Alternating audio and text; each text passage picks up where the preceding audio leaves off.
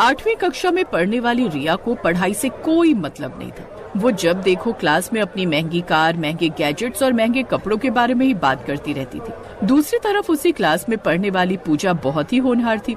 वो पढ़ाई में हमेशा आगे रहती थी और कक्षा में प्रथम आती थी।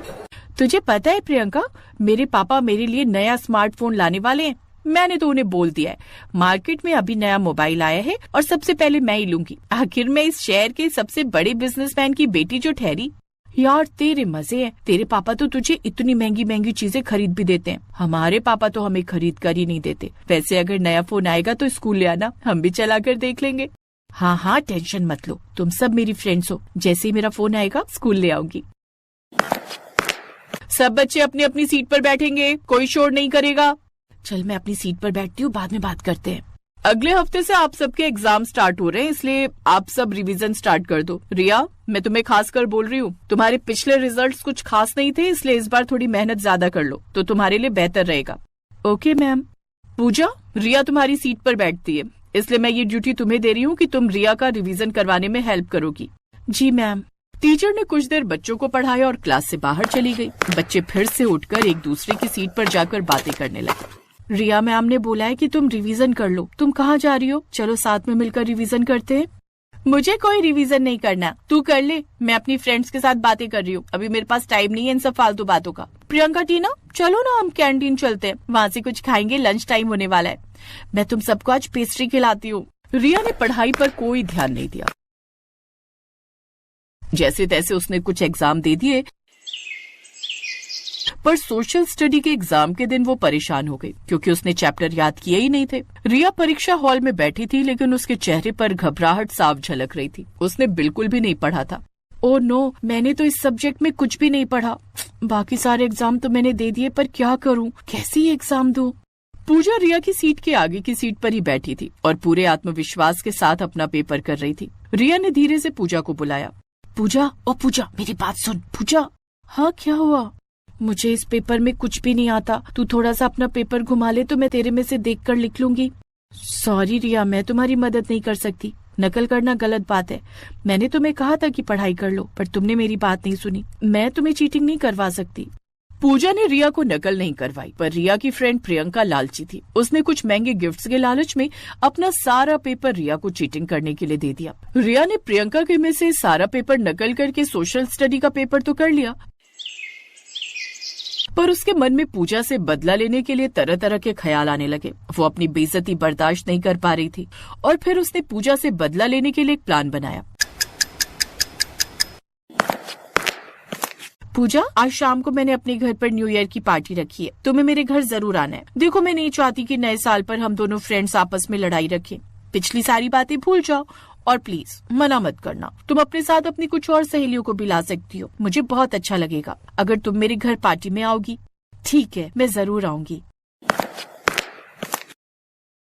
अब आएगा मजा। इसकी ऐसी इंसल्ट करूंगी जैसे इसने आज तक सोची नहीं होगी। आज शाम को इसे आने दो, सबके सामने इसकी गरीबी का मजाक न उड़ाया तो मेरा नाम रिया नहीं।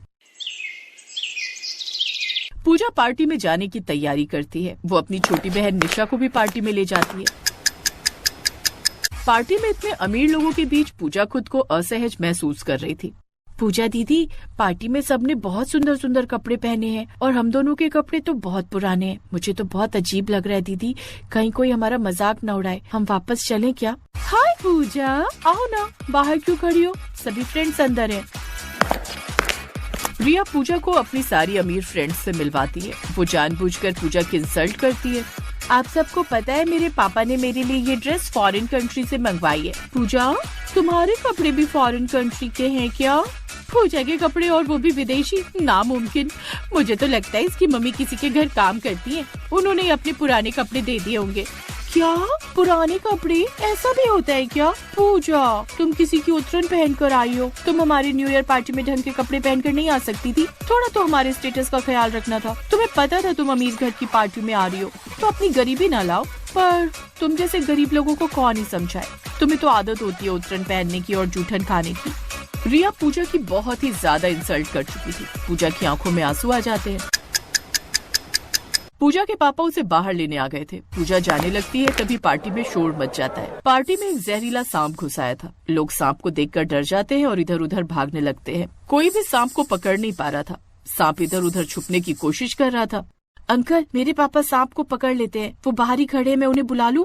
हाँ बेटा, तुम अपने पापा को अंदर बुला लो। यहाँ तो सब पार्टी में डर रहे हैं, कहीं सांप किसी को नुकसान न पहुँचा दे। जल्दी बुलाओ बेटा। पूजा अपने पापा को अंदर बुलाती है। आप घबराओ नहीं, मैं अभी सांप को पकड़ लेता हूँ। अंकल, वो सामने टेबल के पीछे गया है। भैया जी, किसी भी तरह आप सांप को पकड़ लो, हम सबको तो बहुत डर लग रहा है। पूजा के पिता ने बहुत ही सावधानी के साथ कुछ ही देर में सांप को पकड़कर एक थैले में बंद कर लिया। इतनी देर में सांप पकड़ने वाली टीम भी वहाँ आ गई थी। पूजा के पिता रमेश ने सांप उस टीम को दे दिया। आपने बहुत सावधानी के साथ सांप को पकड़ लिया, यहाँ पर किसी को भी कोई नुकसान नहीं हुआ। Thank you very much. Puja, तुम्हारे पापा बहुत बहादुर हैं। तुम्हारा नाम क्या है? जी, मेरा नाम रमेश है। पहले गांव में अक्सर घरों में और खेतों में सांप निकल आते थे, इसलिए मुझे पता था कि सांप को कैसे पकड़ना है। रिया सब कुछ देख और समझ रही थी। उसे भी अपनी गलती का बहुत एहसास था। कुछ देर पहले वो पूजा की कितनी इंसल्ट कर रही थी और पूजा के पिता ने ही आज पार्टी में सबकी जान बचाई। उसी समय रात के 12 बज जाते हैं और नया साल शुरू हो जाता है। सब लोग एक दूसरे को नए साल की बधाई देते हैं। सॉरी पूजा, आज के बाद मैं कभी तुम्हारी इंसल्ट नहीं करूंगी। हम दोनों अच्छे दोस्त बनकर रहेंगे। Thank you so much and happy new year. Happy new year Riya. Ramesh, अब तुम खाना खाकर जाना। सुमन, इन लोगों को अच्छे से कुछ खिलाकर भेजना। रिया के मम्मी पापा ने पूजा और उसके पापा की बहुत रिस्पेक्ट की। उस दिन के बाद रिया और पूजा पक्की सहेलियां बन गई।